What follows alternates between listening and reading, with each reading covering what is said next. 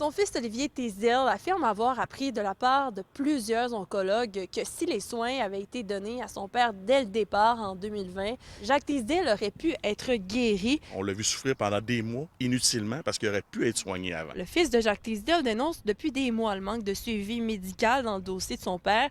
Il affirme qu'il y a 5 ans, un nodule au poumon a été décelé et un suivi lui a été prescrit pour l'année suivante. Ce suivi n'aurait cependant jamais été fait et un diagnostic de cancer du poumon de stade 4 a finalement été émis en mai 2024. Jacques Teasdale aurait appris le diagnostic seulement auprès d'un urgentologue lors d'une visite aux urgences pour une détresse respiratoire. Il est décédé à l'âge de 74 ans.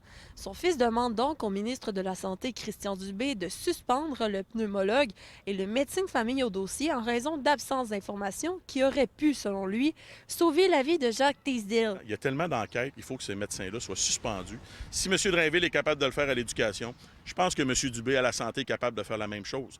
On peut suspendre ces médecins-là le temps qu'il y ait une enquête, puis si les enquêtes arrivent à la conclusion que ces médecins-là doivent être radiés, ils seront radiés. C'est tout. Rappelons que le commissaire aux plaintes et à la qualité des services du CHU de Québec Université Laval a ouvert une enquête il y a quelques semaines dans le dossier de Jacques Teasdale. Le bureau du coroner a également ouvert une enquête dans les dernières semaines.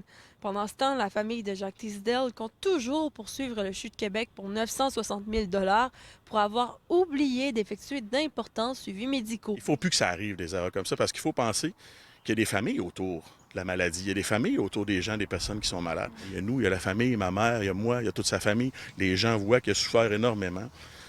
Ça ne peut pas continuer. Puis il faut que ça s'arrête à un moment donné. Il faut que les médecins deviennent imputables de leurs erreurs. Et son fils Olivier souhaite continuer de se battre pour son père afin que son histoire ne se reproduise pas. Marie-Pierre Roy, TVA Nouvelles, à Québec.